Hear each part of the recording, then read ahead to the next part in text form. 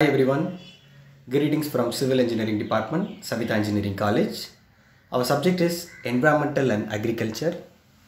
Unit 1, Environmental Concern.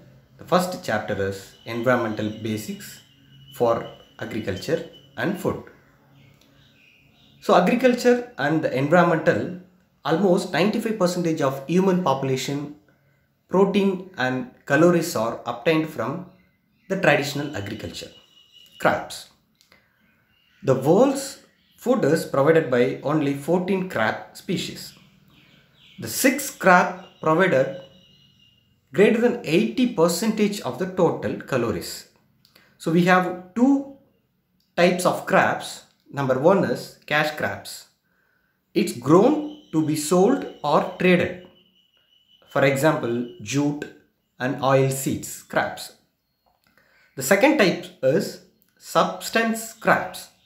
It used directly for food by the farmers or sold locally. For example, rice and maize. So we have two types of seasonal crops in India, Rabi and Kharif.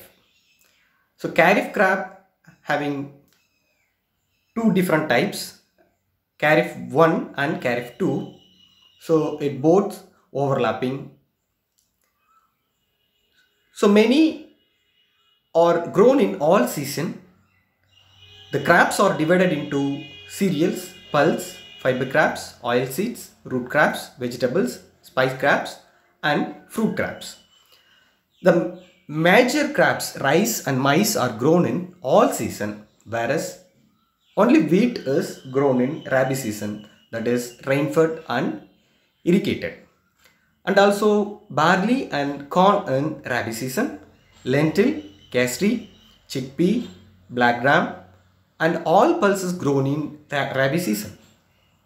And mung bean and some other pearls grown in both Rabi and Kharif season. So now we'll see about basic things in soil. So the collection of natural body occupying portion of the earth crust that supports plant crops which have occurred properties due to the integrated action of climate and vegetation upon parent material as conditioned by relief over a period of time. So we have four major components of the soil. Air is 25%, water is 25%, mineral matter is 45% and organic matter is 5%.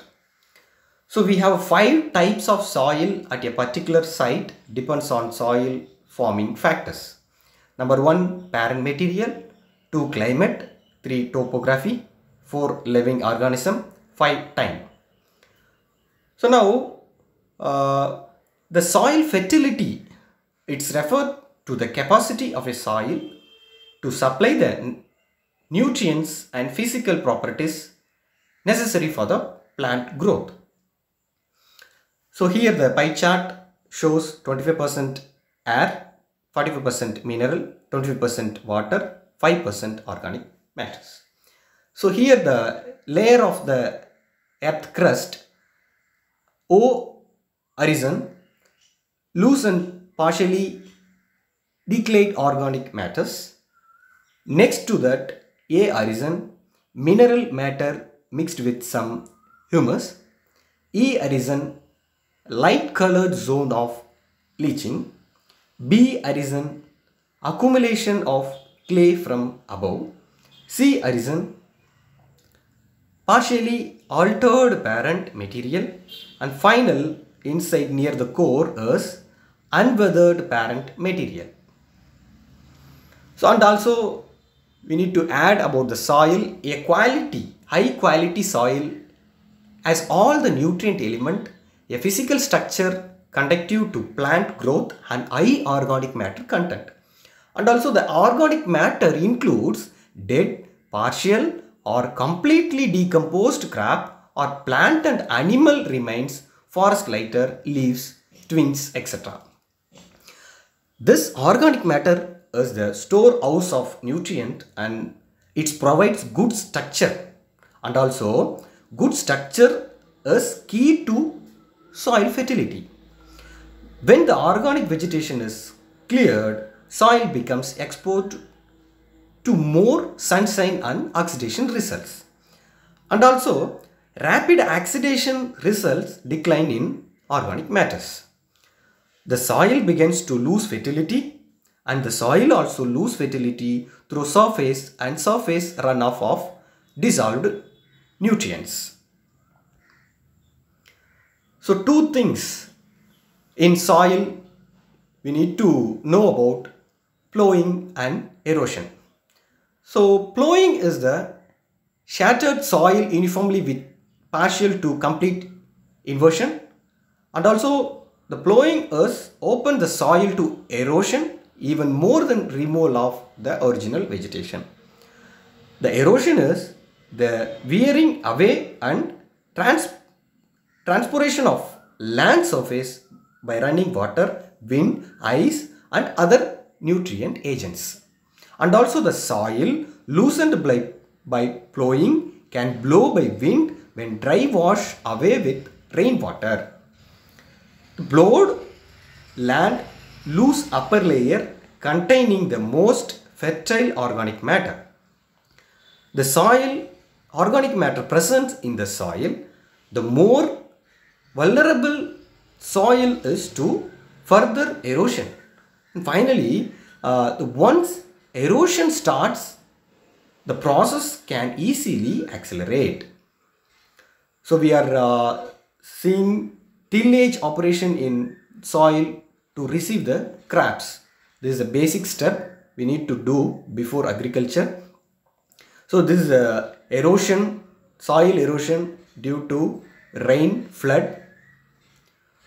The population pressures have led to overgrazing, deforestation, destructive crop practice like clearing and burning steep forest slopes and plowing grasslands.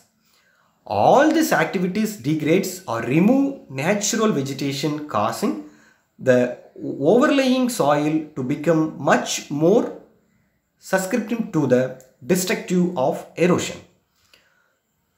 So, loss varies with the crops and the method of agriculture. The land used for raw crops and small grain without conservation practice result in greater erosion losses. In the worldwide, erosion removes about 2.5 billion tons of the soil. So finally we'll going to discuss about sediment damages. Some much of the eroded soil end up with waterways, like waterways means river, dam outlet, upstream waterways, causes downstream sediment. Sediment fill in productive waterways, nutrient, ammonia, phosphate and other by fertilizing causes and sediment can eutrophication downstream water may happen, making soil sustainable and contour plowing.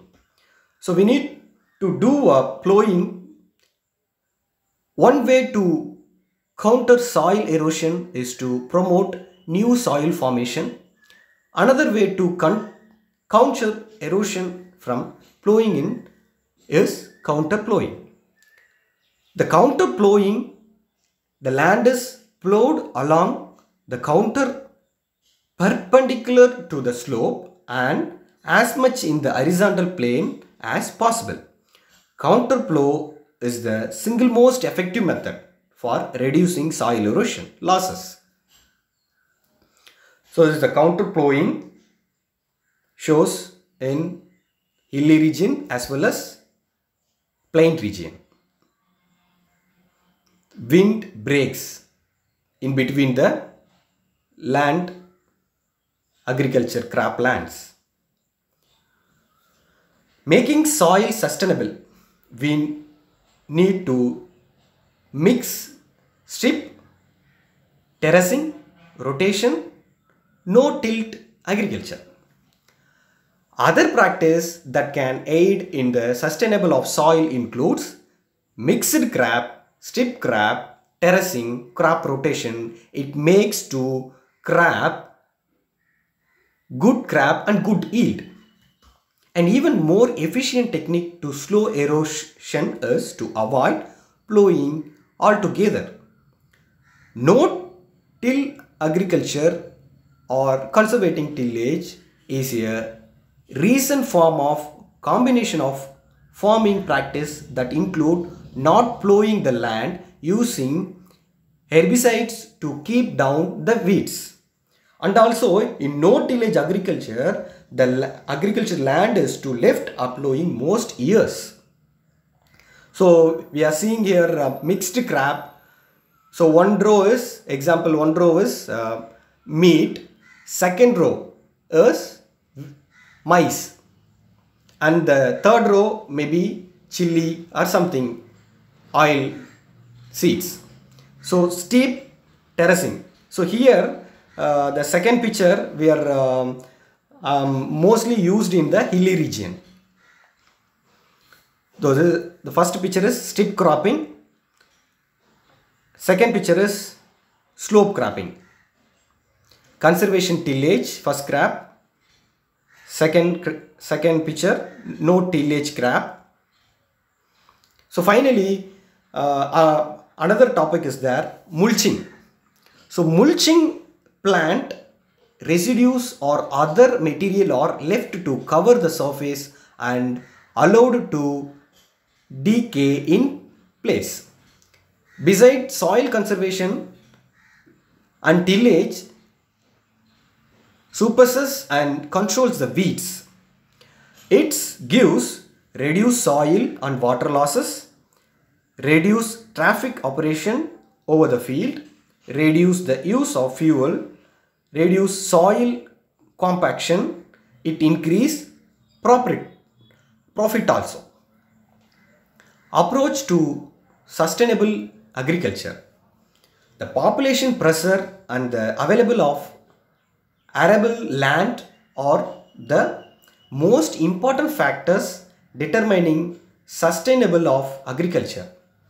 So maintenance and management of soil fertility is central to the development of sustainable food production system.